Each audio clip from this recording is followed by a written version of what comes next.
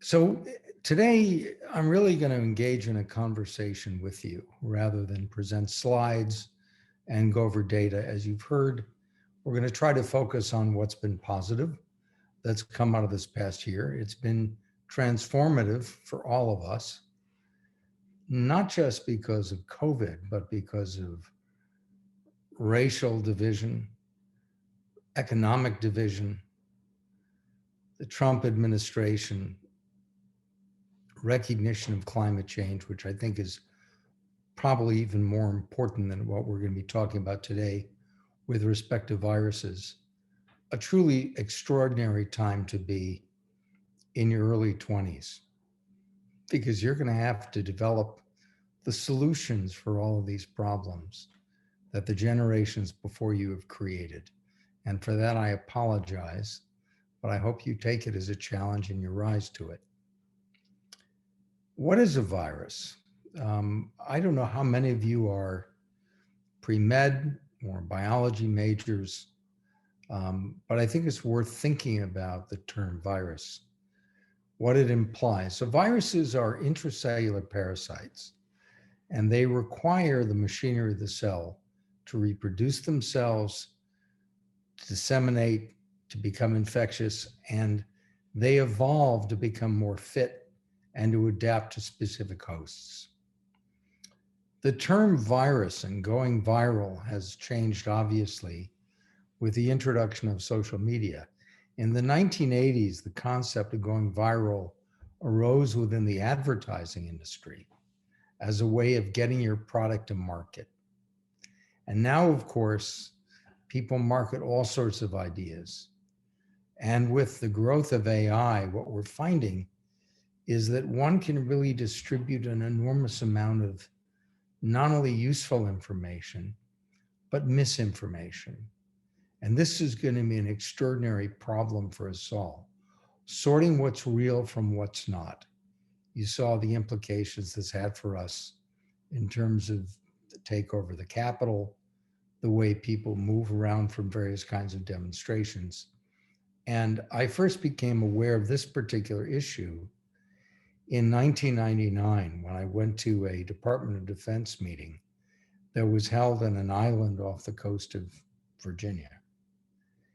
There was an animal virologist, that's what I am, a plant virologist, and a computer virologist. And in 1999, there weren't many people thinking about computer viruses.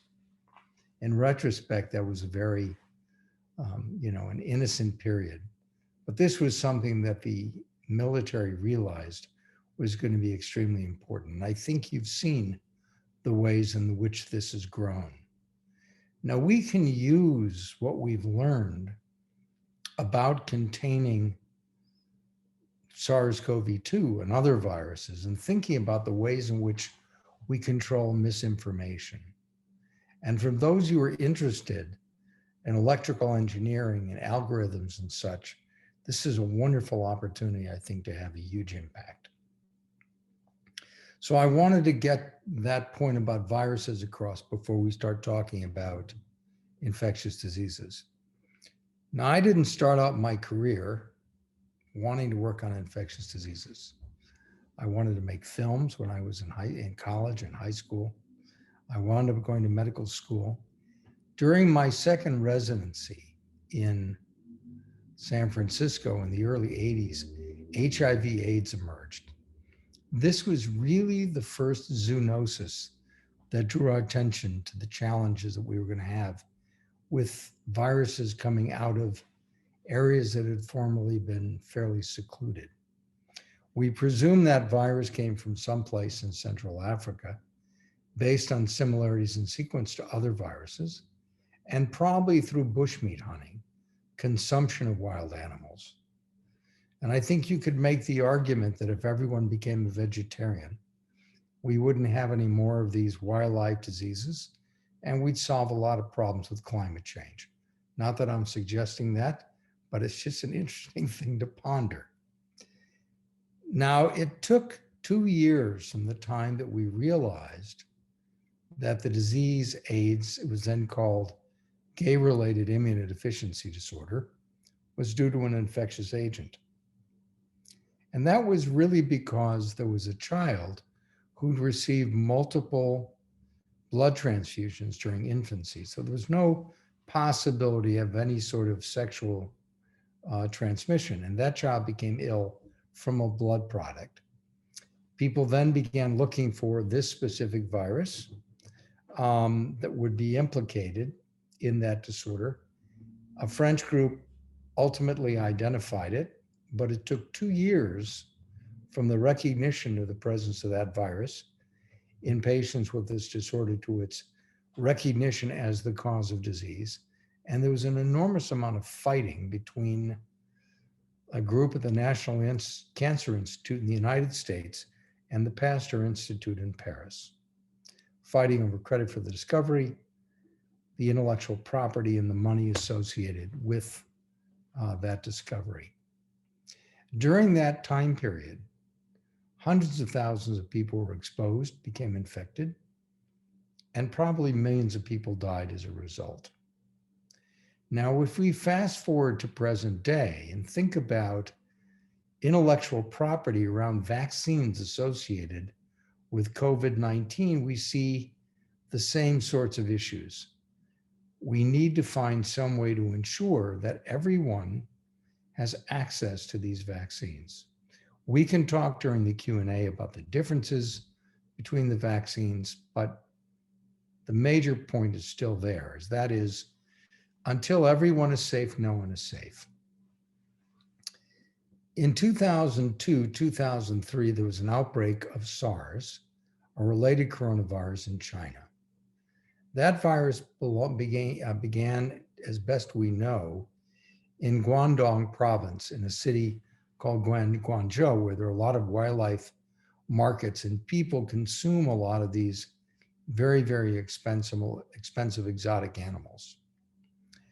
That killed thousands of people, not nearly as bad as what we've seen with SARS-CoV-2, but it illustrated the fact that respiratory viruses, the ones we are most concerned about, can spread very, very rapidly.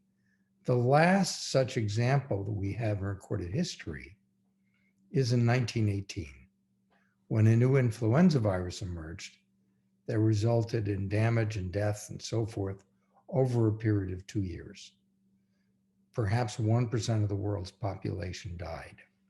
Now, that's not going to happen here with SARS-CoV-2 because we have technologies at this point that allow us to detect the virus, to isolate, to develop vaccines, all of which will be important. But it illustrates what I'm trying to tell you about respiratory viruses. And that is to say that these are the ones that concern us the most, because you don't have to have intimate contact in order to transmit the virus.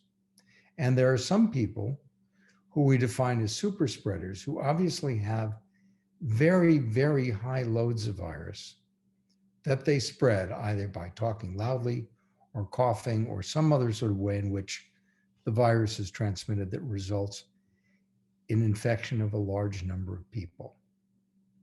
Now, we've seen the catastrophe of leadership in this country and the fact that we didn't have adequate testing.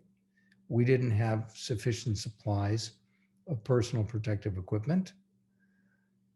But I will say that the vaccine effort was extraordinary. Typically, when we have an effort to build a new vaccine, it takes 5 to 10 years. The first sequences of this virus were released at the beginning of the second week of January. So here we are at a point now where we probably immunized 10 to 15% of the US population. I didn't check the data today, but we anticipate that by the end of the summer, everyone who wants to be vaccinated will have been vaccinated. And we believe that by September of 2021, 90% of the population will be vaccinated. So right now, our challenges are still focused around production of these vaccines, though we are on track, as I say, to produce everything that we're going to need, at least in the United States. and some of the logistic challenges with delivery of these vaccines. Now, the reason we've been so successful is that we've changed our whole approach to making vaccines. So we started really, if you go back several hundred years, where people did this method by which they would simply take a skin lesion from somebody, scrape it, and then introduce it to another individual.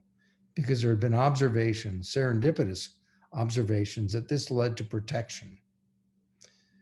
Edward Jenner discovered, for example, that girls who were, adolescents who were milkmaids, as they were called, did not get smallpox. And he extrapolated from that finding to try to find ways in which he could look at things that were on their hands that were associated with this particular protection from infection, and to transfer that to other people. And in the first years of the Revolutionary War, George Washington, for example, variolated his troops. There had been enormous losses amongst Native peoples in the Americas and elsewhere as a result of the introduction of infectious diseases. So infectious diseases are extraordinarily powerful, and the vaccines that we've developed for addressing them allow us to prevent them from spreading. Now, I don't know that we're going to get everyone to take these vaccines. One of the things that we're trying to do is to produce videos that persuade people that vaccines are safe. Since the late 1990s, I've been struggling with someone named Andrew Wakefield, who keeps pushing this notion that vaccines cause autism, despite the fact there's no evidence that that's the case. And there's been resistance to polio vaccination because people have been concerned about the possibility that this might lead to sterility or other kinds of problems. People in the United States now, including some prominent people whose names I won't mention, have been suggesting that this particular vaccine, the ones that we're selling, the ones we're using now, like the Pfizer vaccine and the Moderna vaccine, are actually, they actually contain some sort of small nanobots that travel through your body and record your thoughts. I mean, these kinds of absurd things that are actually being voiced by people and believed by people, just like the QAnon concept of, you go into this pizza parlor and you're going to find these abused kids, behind some closet. So we have to deal, when I started talking with you about misinformation, these are some of the things that we need to address. There were some videos that came out from our former presidents, with the exception of Trump, and the first ladies, where they encourage people to get vaccinated. And we've had a number of sort of celebrity efforts to build trust in vaccines and to provide information about physical distancing and so forth.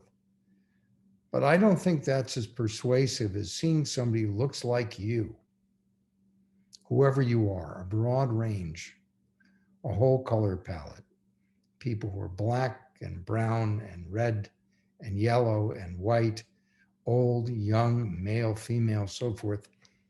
These are the kinds of projects that I'm now doing, and I hope that you will see them soon, because we did those with Scott Burns, the screenwriter from Contagion. We made them about 2 months ago. Originally, they were designed as Roll Up Your Sleeves New York, but now it's going to be Roll Up Your Sleeves America. And I think what you'll see is, a wide range of people, as I say, who will be more persuasive in encouraging people to take vaccines. So as eager as you may be to take vaccines, and I would bet that almost everybody on this call is eager to have a vaccine, there are something like 25 to 30% of the population who do not want to be vaccinated, as extraordinary as that may seem to you. My wife is going to walk in through the front door. Catherine, I'm on this Zoom TED thing, so this is life, right? Life during the pandemic. Anyway, so So as eager as we all are to get vaccinated, there will be people, as I say, who do not want to be vaccinated. And we need to find some way to reach out to them and make this happen. Now, I don't even know where to start with the last administration, because there were several sorts of things that came up that were really quite extraordinary. We take hydroxychloroquine. This was a drug that was promoted without evidence base. I was infected in March, and my infectious disease physicians put me on hydroxychloroquine. And I've had difficulty living that down. We don't have a lot of drugs as yet. There's some question as to whether or not convalescent plasma is valuable or not. The one thing that we know is absolutely important is barrier protection. And when we first began thinking about COVID and transmission, we didn't know the incubation period. We didn't know how long people would shed virus. We didn't know what to do to detect the virus, what diagnostic tests would be most useful. And we certainly didn't know what therapeutics might be useful. So when you go back and do a post-mortem on our performance during this particular pandemic, it's going to be extraordinary to see what worked and what didn't. So what are the lessons that we did have that were positive? The first, I would say, is that we need to be better prepared. Personal protective equipment, whether it be masks or gloves or ventilators or air purification systems of any types like MERV 13 filters that you put inside your furnace and your air conditioners, these are going to be useful whatever the agent. And we should not have been in a situation where we didn't have a sufficient supply. When I was in China at the end of January in 2020 and the first week of February, the Chinese government was buying as much as they could find on the open market. And we were just caught flat-footed, despite the fact that many of these types of gear were actually produced in the United States. Similarly, when the decision was made to start producing diagnostic tests, we didn't use the appropriate controls in manufacture. So when you do this method called PCR, you have to have a negative control. If the negative control is contaminated, there's no way to know whether or not what you find and call positive signal is actually positive. And that was an assay that was built by our CDC. The Food and Drug Administration was in such a hurry to approve drugs, diagnostics, and other treatments that they released things prematurely, which undercut the confidence of the American people in what it is we were doing. Then we had natural experiments that were done in other parts of the world that were amazing.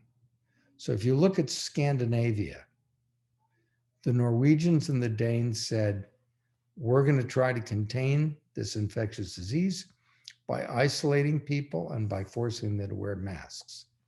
The Swedes, in contrast, said, we're going to go for broke and plan to hit herd immunity as rapidly as we can and come back to normal. And their death rate was 4 to 10-fold higher than in Norway and in Denmark. So we clearly learned an enormous amount by looking at what other people were doing. Now, what is the future of this virus and of the pandemic? So here's the good news. Although this virus will almost certainly be with us from this point forward, we will have immunity to it because we will be continuously vaccinating, improving the vaccines we provide, and learning more about drugs that can be helpful in treating disease. Number two, the collaboration that we've seen internationally and nationally has been nothing short of extraordinary.